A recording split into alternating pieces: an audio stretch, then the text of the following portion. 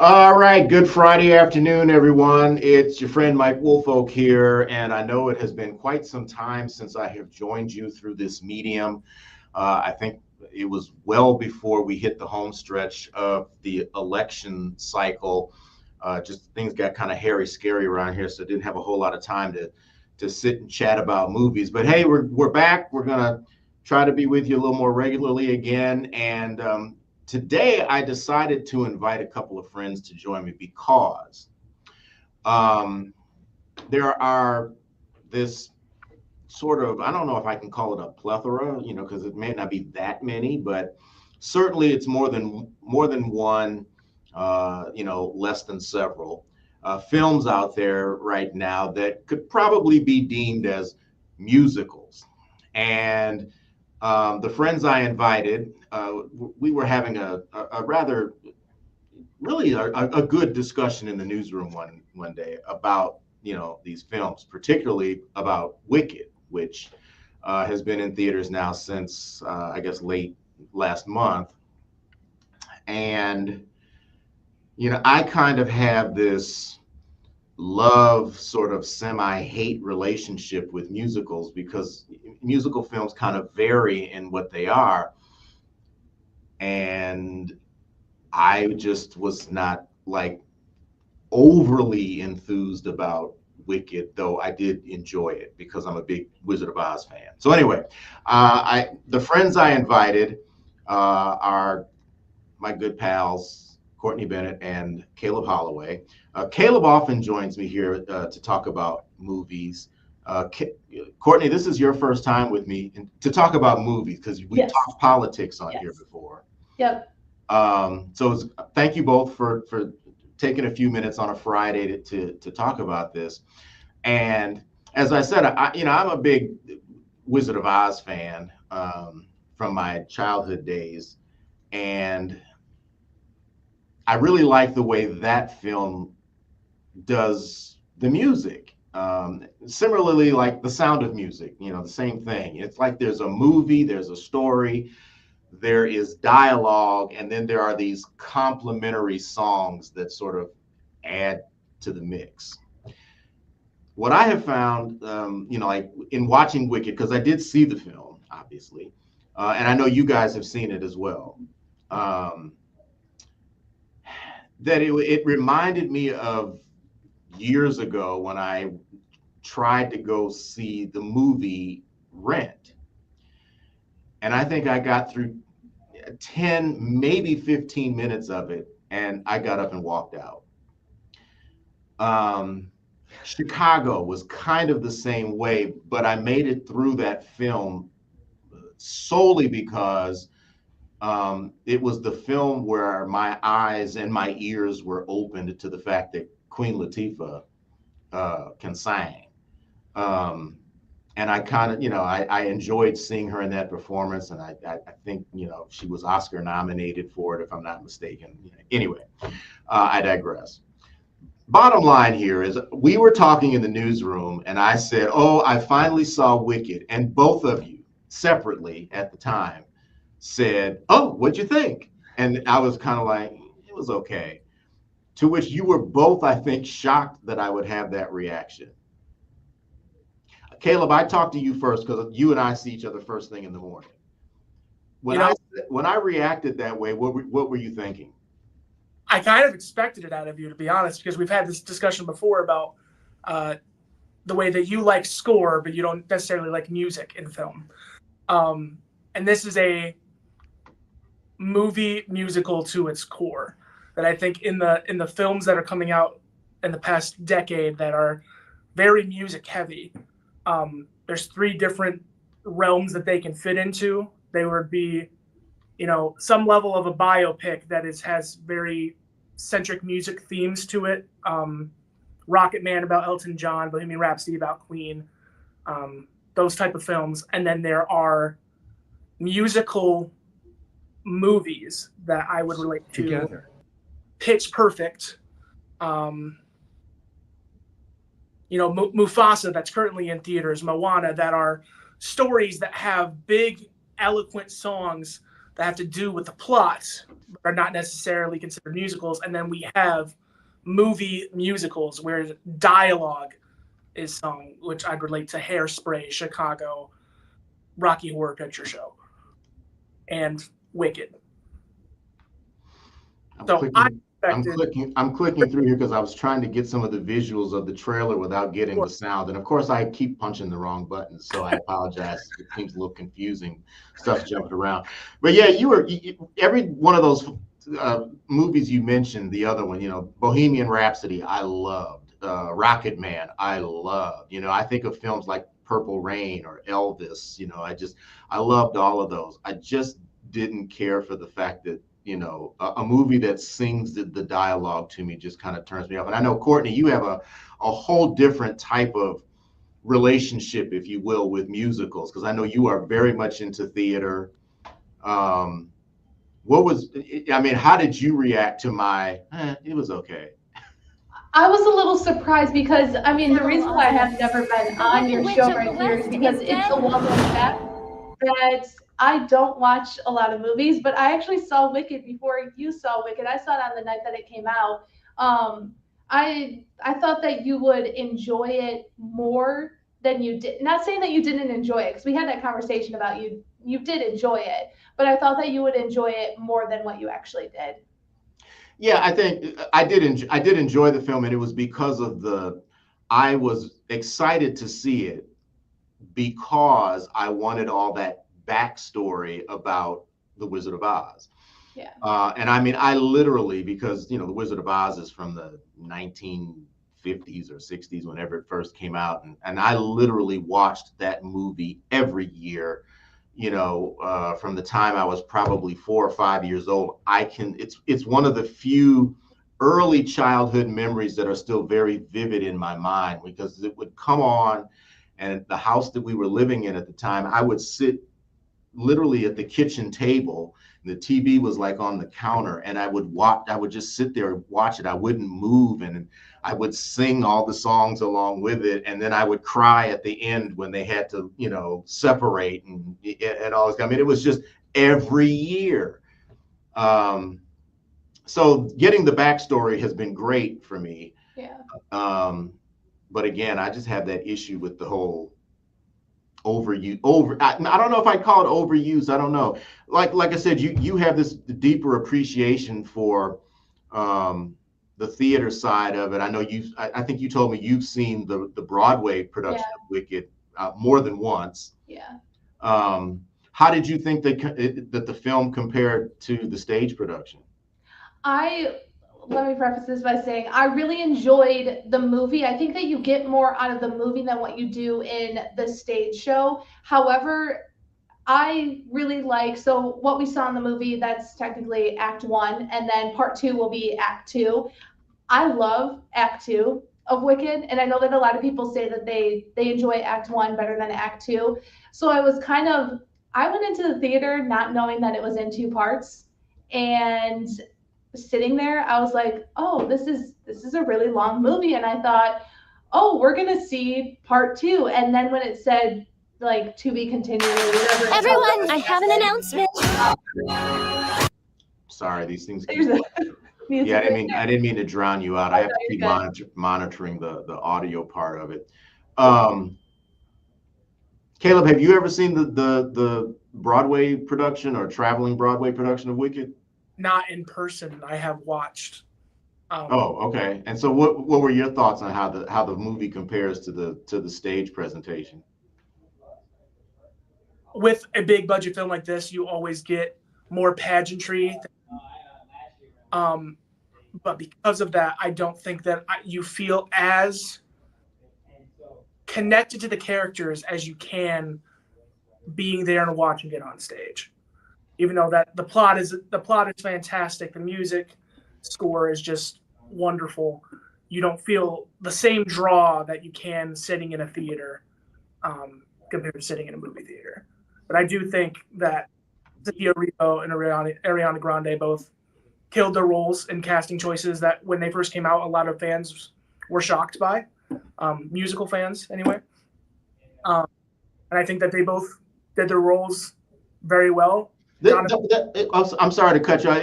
That's interesting that you would say that they had, I guess, questions about Cynthia Erivo and Ariana Grande. Musical fans would have those kinds of questions because both of those women can sing their behinds off. Phenomenal actresses. I think the only nuance to it is because Wicked is the best-selling musical of all time, and fans didn't want to let that go. Mm. But now that they've seen the movie, everyone's rejoicing. Yeah, it's interesting. I thought they both knocked it out of the ballpark too. And I enjoyed Jeff Goldblum being cast as the wizard. I absolutely love Michelle Yeoh and just about anything and everything she has ever appeared in. Courtney, what were your thoughts on the casting? Oh, I thought the casting was great. I really enjoyed the casting I thought they did such a good job because I mean both of them can sing and you're not going to get I mean the role is iconic for Idina Menzel and Kristen Chenoweth. That's what people relate Wicked to. However, there has been hundreds of Glenda and Elphabas that have played this role both in the national tour and also the European tour on the West End and on Broadway as well. So I think that a lot of people are kind of moving past that, especially like what you said, Caleb, seeing the movie and seeing those two in those roles. I think a lot of people are starting to move past that Kristen Chenoweth and Idina Menzel are the only ones who can play this role because there's been so many other people who have played the role. I did really enjoy the cameo appearances by Kristen Chenoweth and Idina Menzel in the movie. I thought that was a very nice touch. I was going to mention that too. And I just realized I had not put the microphone on my tie, but obviously you guys could still hear me. I'm a hot mess when it comes to doing this, Caleb. Caleb is our executive producer for this digital channel, and I'm just every time I come in here, it's like I do something wrong, and I just feel like, oh my god.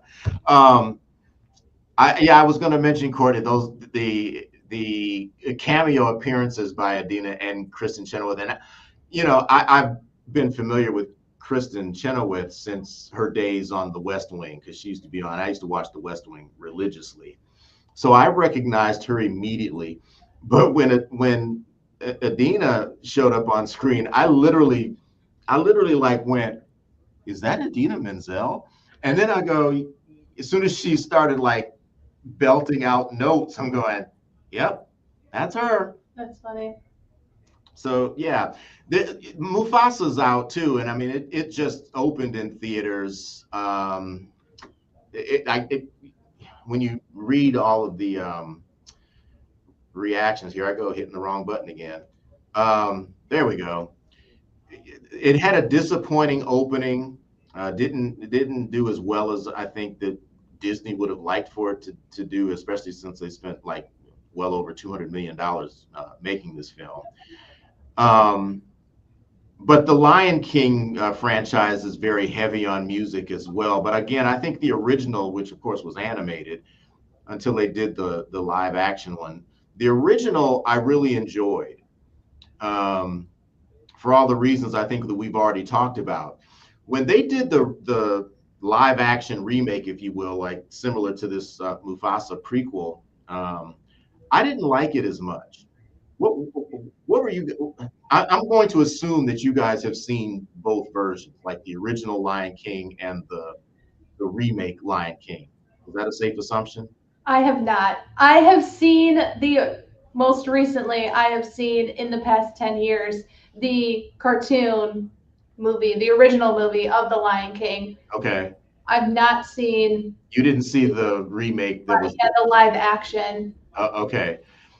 Caleb, you said you've seen them both. Yeah, I think that I'm in the minority of people I don't like any of the live action retellings that Disney is doing. I think they are necessary, and we lose some of the pageantry magic of those films. From Lion King, The Jungle Book, Lady and the Tramp, all the Disney princess ones that are being redone. I think that we lose the magic of how hard those were to make in that time for that level of animation, and the amazing scores that they have had there. That being said, I do think the score of all of those films and the new tricks that they're doing, and they're getting the stars of today to perform those songs, have been amazing. I think they could put out the albums, and I would listen to them all day long. I'm not a fan of the films. Yeah, it's interesting. You say you think you're in the minority when it comes to that, and I guess I would be in that minority with you then, because I feel kind of the same way. I did not have the same emotional reaction to the remake of The Lion King that I had when I saw the original animated version. I guess not decades ago, but it's a good ploy by studios to try to give these wonderful stories that people have created and had for the past 50, 60 years and tell them to new audiences that'll keep kids of today entertained. Mm-hmm. But for the people that experienced them when they came out, I don't think I would say it's even the debate of original Star Wars and then the prequels that, like, we don't need it. And then people liked it in the new generation. Now we're having it again and again, and we'll have the same cycle. Yeah. I have to admit, you know me, I'm a huge Star Wars fan too, and I didn't have the same visceral reaction to the prequels that a lot of Star Wars fans had. I think the most visceral thing for me with the Star Wars thing, and I know this is not on the subject of musicals, was originally it was the Jar Jar Binks character. I hated it. I hated him just as much as everybody did, and then he kind of grew on me. Courtney. No, I have no idea. I know. Courtney, by talking Star Wars, we have left you just out in left field. Yeah, no, that's okay. That's okay, because I know that there are a lot of Star Wars fans out there. I've seen the first Star Wars movie. I was babysitting one time, and the kids made me watch it. And now, when you say the first one, do you mean episode 4 or do you mean episode 1? I couldn't even tell you. They were like, "We're gonna watch Star Wars," and I said, "Really? There's nothing else that we can watch?" They said no. So we sat there and watched Star Wars. This was a very long time ago. That's funny.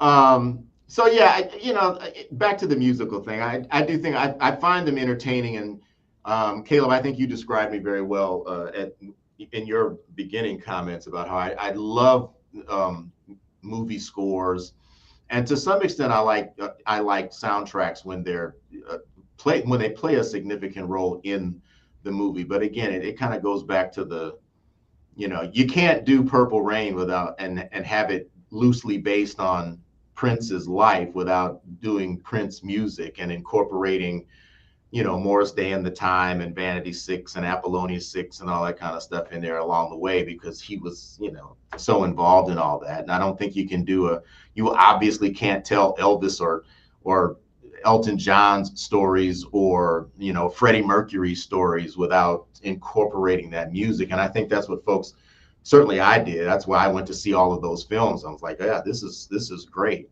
And I suppose, Courtney, that I could maybe learn to like these, singing the dialogue to me, but I don't know. I think it would take a lot. And I did tell you, I said, don't ever watch the Les Mis movie, which I believe came out in December of 2012, because that is all singing. Yes, it's what? Really good. That. Oh. We're singing. Yeah. This is the plug I'll give to the Mufasa movie for people that are Lion King's fans. It might not be, turned on to this new type of animation style that seems very live action and real. This is a brand new story.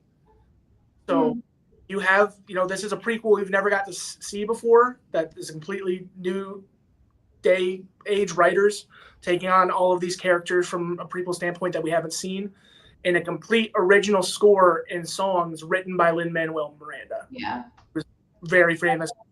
That is a very good point. Yeah, it's a very good point. And I think I would have to say that for the same reasons why I was excited to see Wicked, for that backstory, I think that the same applies to Mufasa, because if you were a big fan of the Lion King, the original Lion King story, then learning, that background about Mufasa, Simba's father, is pretty good, and it's pretty significant, and would definitely be an interest grabber. Say what? You'll get to see how Scar became Scar. Exactly, that whole aspect of it too. And I think even in the trailer, you kind of get you instantly go, wow, really? It was like Mufasa and Scar weren't really brothers. It was like an adopted thing. It was, there's a lot there, I think, that should be intriguing to folks and make them at least want to see. My mom even said she wants to see this movie. So, and I didn't know that she had ever seen the original Lion King. So, it's like, okay. So anyway, hey guys, I appreciate you taking the time to join me here and have this conversation. We kind of brought our conversation from the newsroom out to the general public, but I thought it was pretty good because, I think musicals hit each individual viewer in a different way, and I think the three of us are evidence of that. Yeah. Well, thank you. Yeah, thanks for having us. Yeah, thanks for coming on. Caleb, we're going to have to come on again together and talk about this new Superman movie that's coming out. We've got that. We've got Fantastic Four in February. I'm waiting for tickets to drop. We've got a lot of nerd stuff to talk about in the next couple months. Yeah. Did we ever talk about the Captain America movie that's coming out next year too? Oh, Mike, we got so much to talk about. We'll see you next Friday. Yeah, Courtney, we're superhero nerds. We're Star Wars nerds. Not me. Maybe I should watch more movies though. Maybe that's what I've like. Well, I have said that to you on a number of occasions. Yeah. We chat just about every night before I leave to go home, and I keep saying, have you seen this? And I go, why did I ask you that? Yeah. It's a well-known fact throughout this newsroom. But of course, I'll say this, and you'll probably hate me for putting this out there. If I asked you, did you see the latest Zac Efron movie, you would just light up. Oh yeah, definitely, because you've asked me that before, and I'm like, yep, going to see it. Remember Iron Claw that came out last year? Oh, yeah. I was at that theater going to see that movie. So if there's a Zac Efron movie, I'm there. Did you only see it once? I only saw it once, yeah. Oh, wow. I know. Yeah. We learn something new every day, don't we, Caleb? There we go. Yep. Hey, guys, thanks a lot. I appreciate it. I'm going to wrap this up. And thank you guys for taking the time to tune in. Greatly appreciate it. And we will see you again soon right here on the Mid-Michigan Now digital channel. It's Hollywood Highlights with Mike Woolfolk.